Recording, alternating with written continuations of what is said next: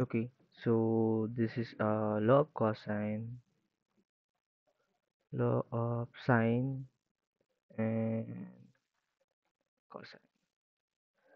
So here, okay, I will introduce again the law of sine and cosine.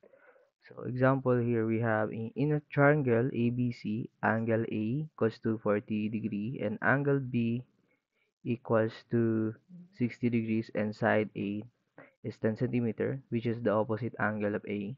Find the length of the side B opposite angle B. So we're looking for the length of the side B. So first, this is the formula. Okay, or you can draw drawing. Okay, so para mas madali siyang ma-identify. So let's say this is the angle A. This is the angle A. Angle A is 40 degrees. And then angle B is 60 degrees. Is 60 degrees. And angle C is unknown, syempre. And then the opposite of angle A is the side A. And then the opposite of angle B is the side B. Okay. So the question is length of the side B. So we're looking for the B. Okay. So we will use this formula A and B because nga yung given is A and B lang. Okay. So pero kapag given is C, syempre gagamitin niyo yung C din. Pero focus tayo sa question. So the question is side B. So again, pwedeng baliktad yung formula dito. So A is 10 centimeter dito nakalagay dito, that is 10 centimeter. So we have 10 over sine A is 40 degrees equals to B is unknown, so let X na lang, and then sine 60 degrees for angle B. So here we have ito pwede nyo na i-compute siya sa calculator. Pero kapag, ayan, pwede na siya ilagay sa calculator, yung mga scientific calculator or application, pwede na siya. Pero kapag wala, need natin i-solve. So, need natin i-solve using the cross multiplication. So, 10 times sine 60. So, we have a 10 sine 60 degrees equals to x times sine 40. So, x times sine 40. Then, after nyan, syempre, divide natin by sine.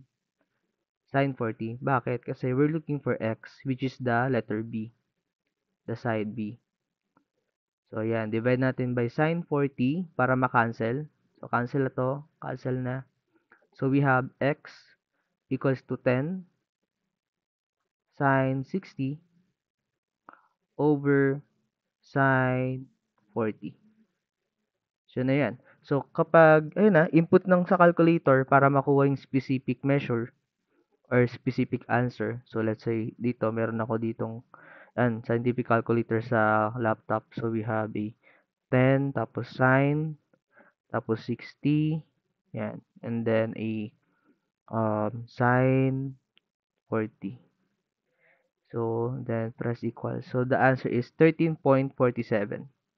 So, 13.47. So, our x or the B is 13.47 centimeter. So, ayun yung measurement niya. Pero, ito, again remind ko lang sa mga nag-answer nito like grade 10, pwede na itong i-input sa calculator. Tapos, lalabas na kagad yung sagot.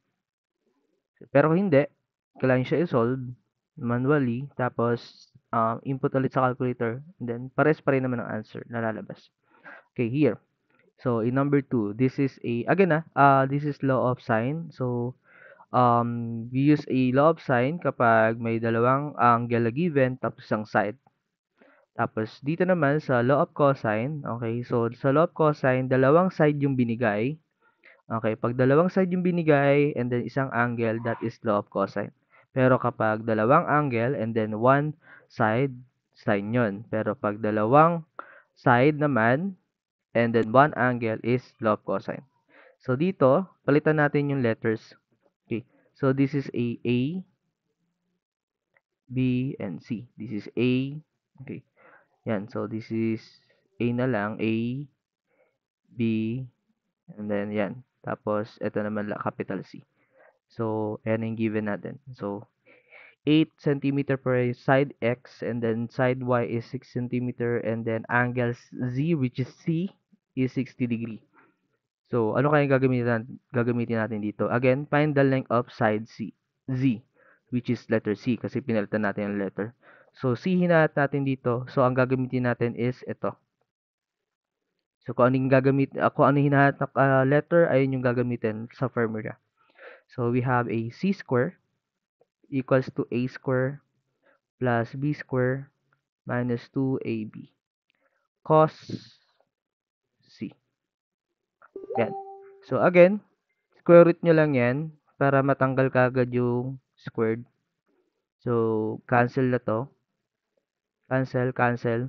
So, meron ka na lang is C equals to square root of A square plus B square minus 2AB cos C. So, again, input nyo lang sa calculator. So, substitute. So, A natin is 8. So, we have 8 square. Don't forget na input lagi yung mga parentheses para ma-separate.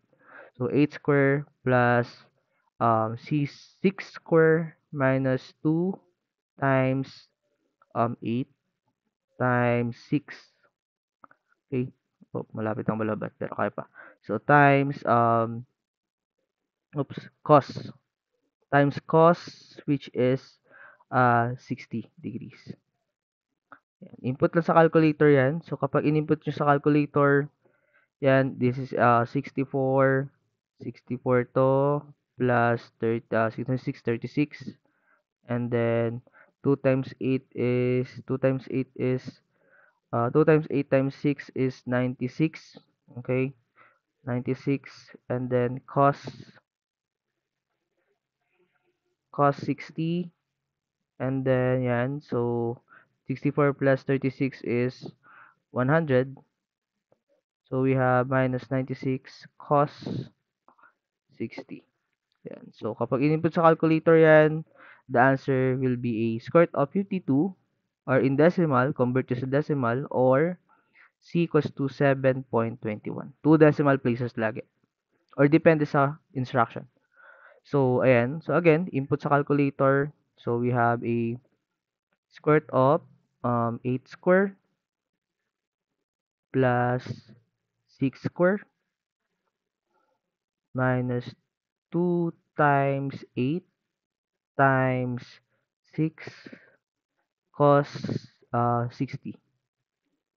So, and then equals natin. So, 2 square root of 13, or in decimal, 7 point, or pwede pa sa decimal to 2 square root of 13 or 7.21 centimeter. So, ayun. I hope nakatulong tong example. So, thank you.